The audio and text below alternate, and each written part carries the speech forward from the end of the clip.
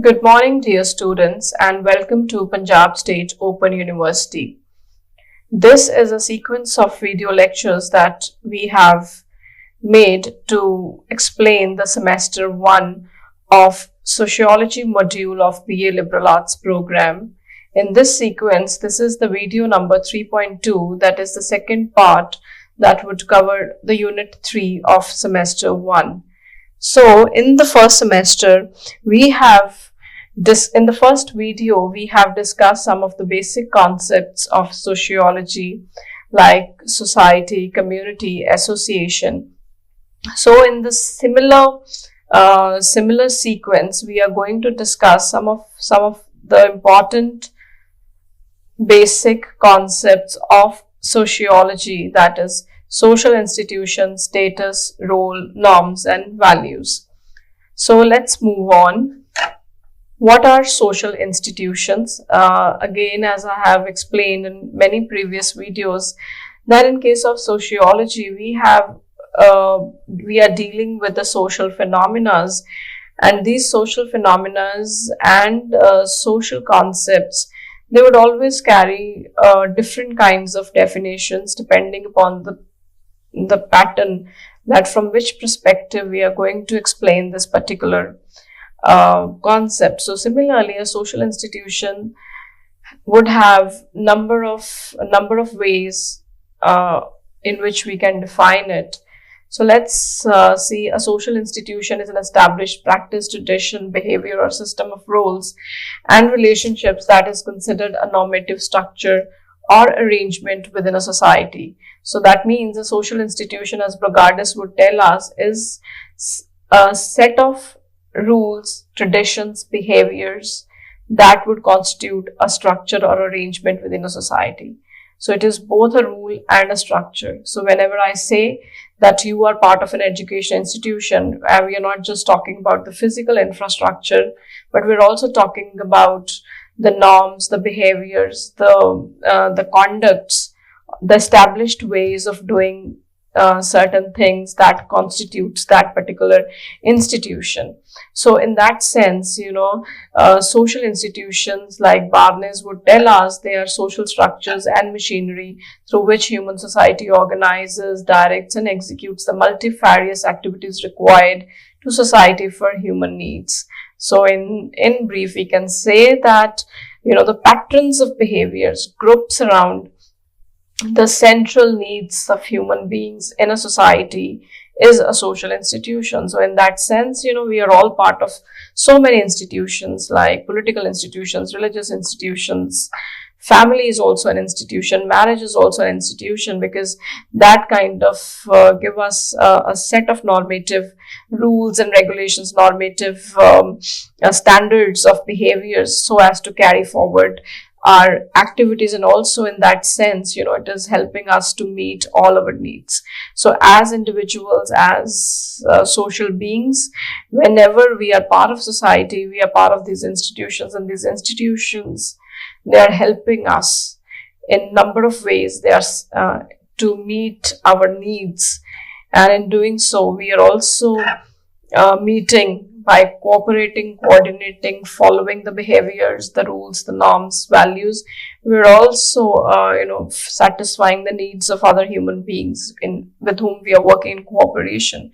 So let us look at some of the key characteristics of social institutions, or institutions in general. They are enduring, they are stable, they serve a purpose, they have roles that need to be fulfilled.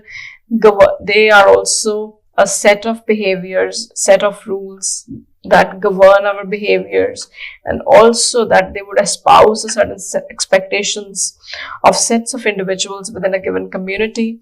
The rules that govern them are usually ingrained in the basic cultural values. So whenever I say social institutions and I say norms and values, what that means is that these rules and regulations, they are defined by the basic cultural values of society into which you are living. So that means the rules and regulations, the ways and behaviors are normally defined by the culture. What a culture would consider it a right or wrong, moral, immoral, good, bad, good ways of behaving, bad ways of behaving. All this is defined by our cultural setup. So they also serve a lot of general functions, like they would help us help to allocate resources. They would create meanings. I mean, whenever I'm behaving according to the normative expectations from me, that means my behavior is considered to be meaningful. So whatever social action I am doing, if it is guided by my cultural norms, so that means they will become meaningful. And if they are not guided, or if they're not governed by those rules and regulations, norms and values, then they would be lacking meaning. Maintaining order, growing society and its influence, it help in expanding the ambit and influence of society. So similarly, another thing is that a social institution, and rather than just saying institution, we can also say that a social institution. A social institution is something that is sufficing this term of institution, because in that sense now we are focusing on certain important institutions which are serving social purpose. So like this is a group or organization that has specific rules, norms and expectations which functions to meet to social needs of society. The family, government, religion, education and media, they are all examples of social institutions. Social institutions are interdependent and continually interact and influence one another in everyday society. For example, they, our marriage, family, kinship, government, religion, they're all working they're all working in a system in order to fulfill the needs. And every social institution has both manifest and latent functions. Like, for example, if I talk about an education institution, one of its manifest function is something that you can see, and latent is something which is hidden. So it would have a manifest function is to educate people, to provide them with degrees, to provide them with employment opportunities, and so many other things. But then for every education institution, there are a lot of latent functions that every education institution provides a platform for people to interact. It may also lead for people to meet each other, to create networks, and also to find their future life partners. So all these are manifest functions. So each social institution plays a vital role in the functioning of society and the lives of the people that inhabit them. So in sociology, we normally recognize 5 major social institutions, like family, education institutions, religious institutions, political or government institutions, and economic institutions. Let's move forward and come to another important topic, that is about status and roles.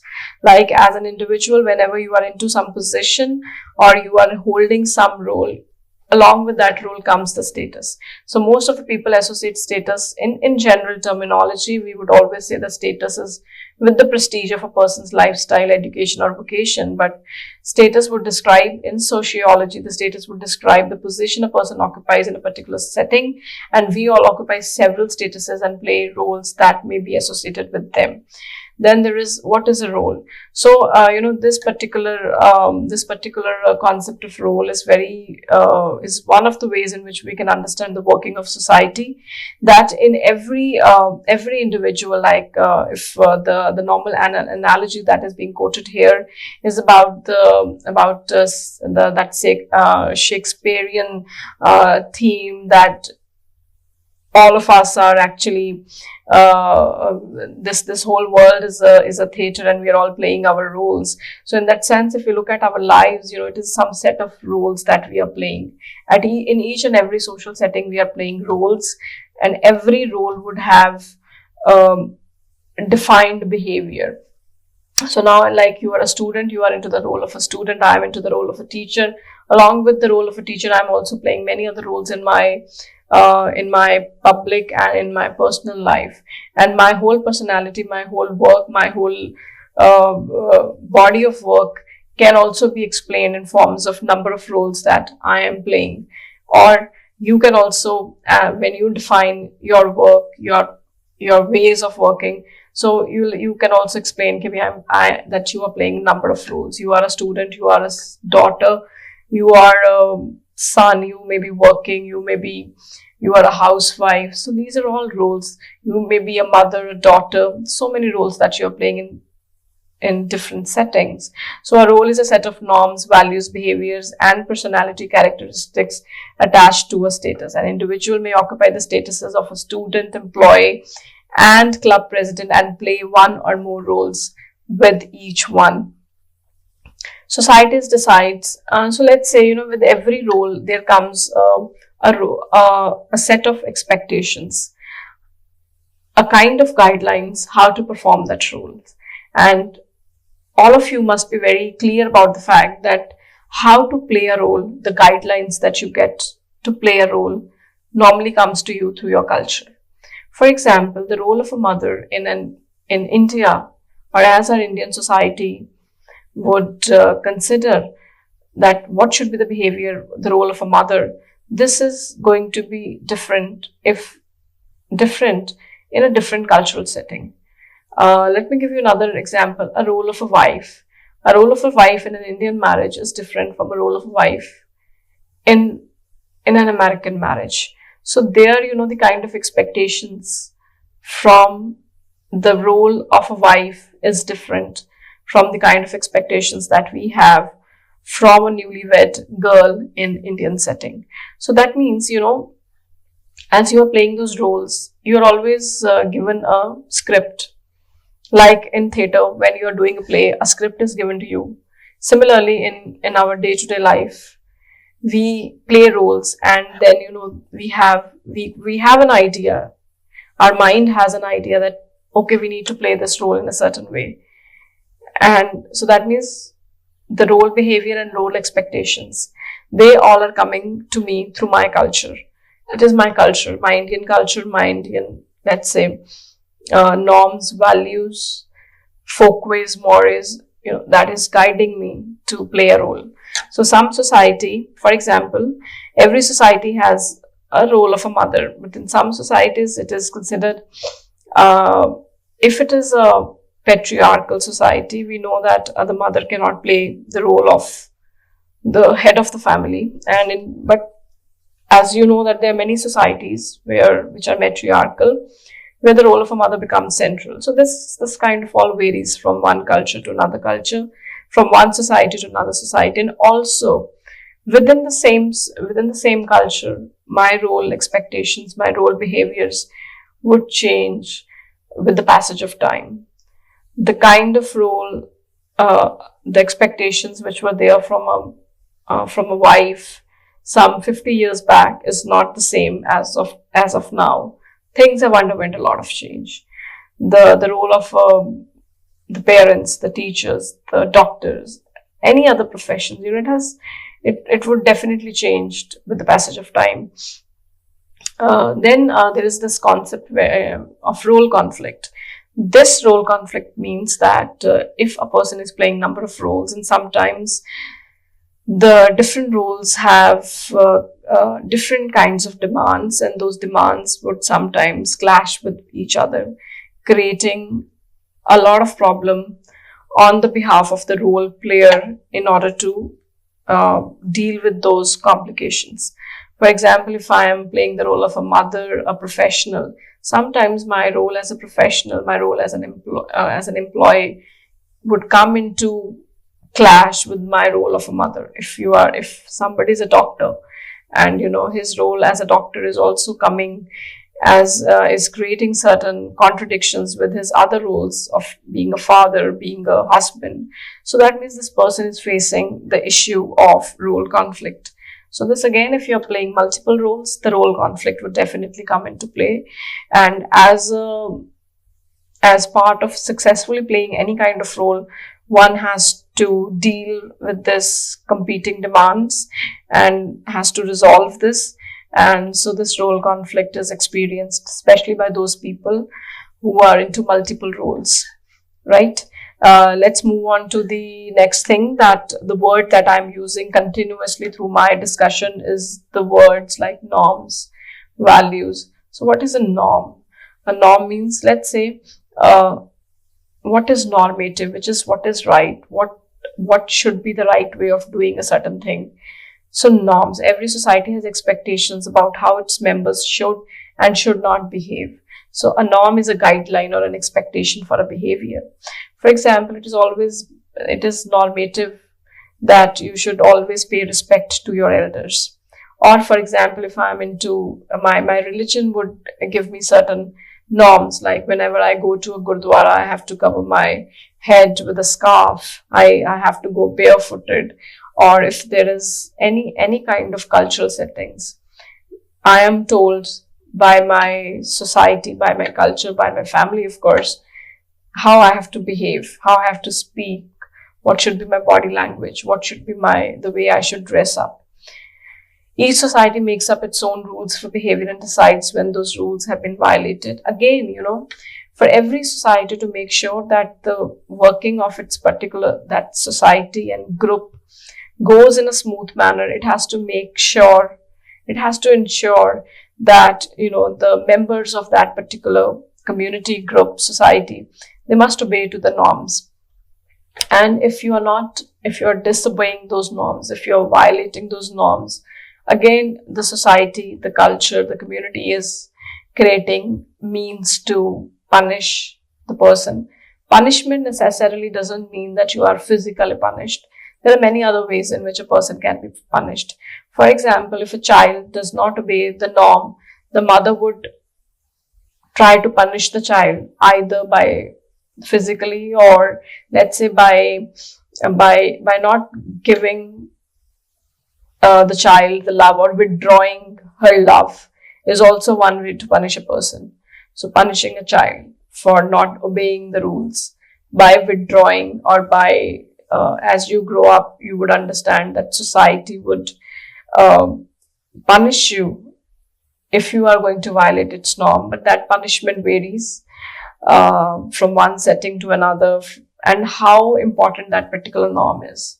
For example, if you are wearing a red color in Indian setting, if you wear a red color to a funeral, you may not be punished, but you may be exposed to to bad comments or satirical comments from your peer groups, or you may raise a certain eyebrows. So raising an eyebrow, or somebody would tell you not to do this. So in that sense, you may be punished, or you may be told that this is not appropriate.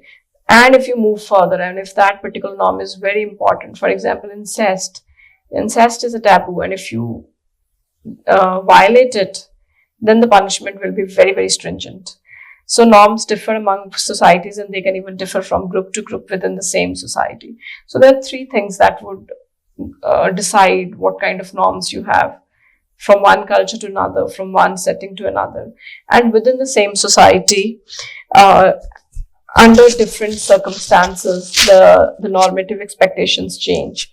So hence, the punishments, the reactions would also change. Let's move further. Sociologists have separated norms into four categories: folkways, mores, laws, and taboos. So folkway is a norm for everyday behavior that people follow for the sake of convenience or tradition. People practice folkways simply because if you are doing the things in the right way, you will be appreciated, and it is something that is the right way of doing. And violating a folkway does not usually have serious consequences. Let's move further. More. A more is a norm based on morality. So if you do something which is considered by society as a norm which is considered by society as very important, to the extent it carries a moral connotation. So it is a more. So mores have moral significance, and people feel strongly about them, and violating it is going to result in disapproval. For example, in Indian society, let's say inter-religious marriage or intercaste marriage is something which is considered to be very significant. Although we know that with the passage of time, the kind of significance that we attach to it has come down, but still in many settings, this is considered to be something of a real concern. So in that sense, if somebody is violating that norms, this is going to going to get a lot of disapproval from your family, from your kinship, or from your larger community. Similarly, as we are moving into contemporary society, we have written rules and regulations. And these written rules and regulations, which are enforced by an official agency, that is called a law. And we know that law is something which is written, and hence, if you violate a law, the kind of punishment that you're going to get is also written. So if you are disobeying the traffic signals, traffic rules, for example, traffic signals, traffic rules, we know that you are going to be punished. And similarly, if anything that you're going to do comes under the ambit of the law, and you are violating the law, you would be subsequently punished. And in that case, the amount of punishment, the way that you're going to be punished, is also decided. So this is how law is becoming a very important means to control behavior of people, especially in the public sphere. Taboo. Again, taboo is something which is negatively sanctioned, as I told you about incest taboo, having sexual relations with your siblings. That is what we call as incest. So incest is a taboo because this is a taboo of the highest order. So in that sense, this may result into a lot of negative punishment. You may even be prohibited, or you may be thrown out of your community. Like in case of our Indian setting, which says hukka pani chek dena. That means that person is now not the person is not allowed to sit in a common social gathering. So that means chek dena means throwing that person out of the community, out of the social order, because that person has done something, that the person has violated a rule which was considered to be very, very important by the collectivity, by the collective consciousness.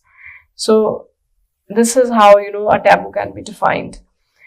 Similarly, let's come to the next topic of values.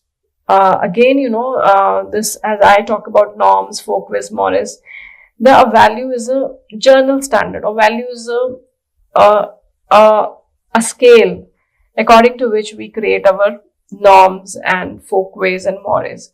So values are journal standards and may be regarded as higher order norms. So these are journal, let's say, philosophical guidelines. And keeping those guidelines into our mind, we have created a lot of normative behaviors. Like in case of Indian society, if there is a value of Atithi Devo Bhava.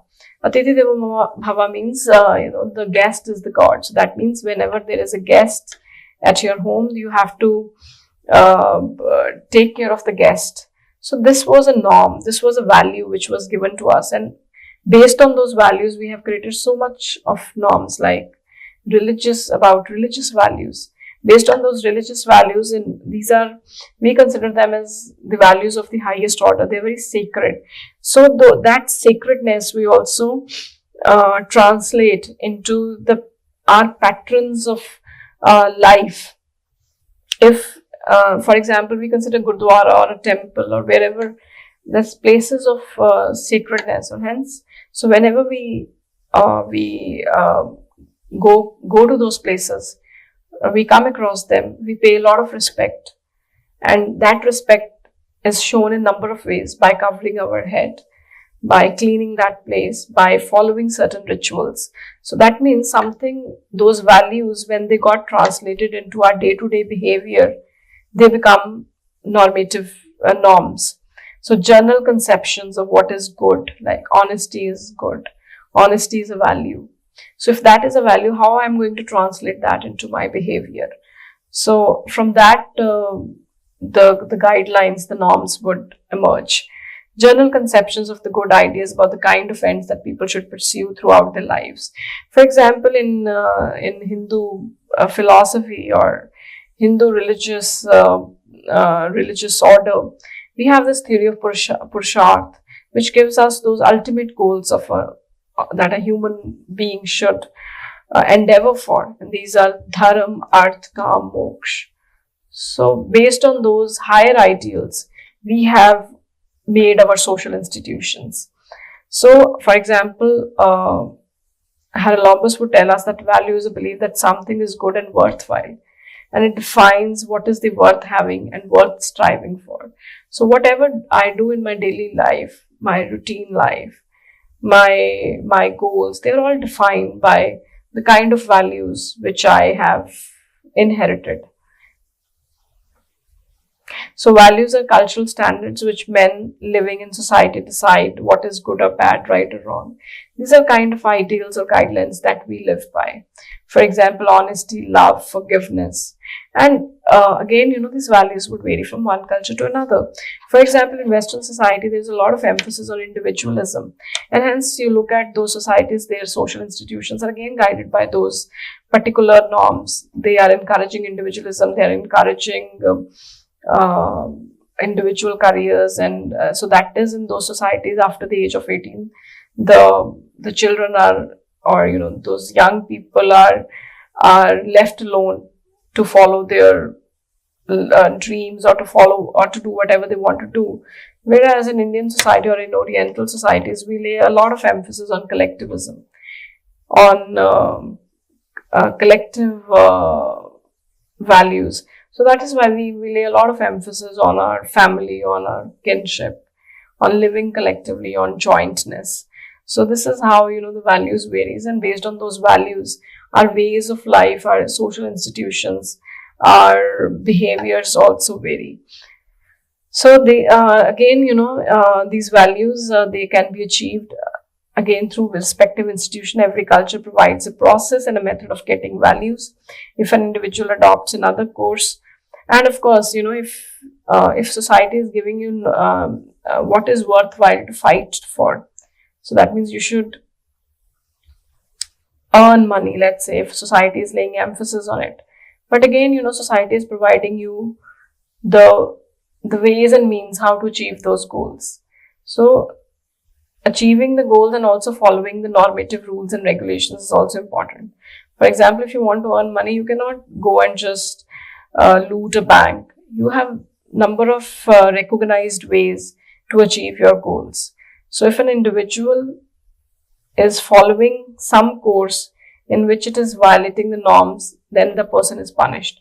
As one gets so there's a similar example that we are quoting of. So with this, we have come to an end to this video lecture, and I hope that this particular video you have understood the basic concepts, and this is the part 2. In the next video, we are going to take up the unit 4 of semester 1 sociology module, and I hope you have a very happy learning experience with all of us at Jagat Guru Nanak Dev Punjab State Open University. Thank you for watching this video.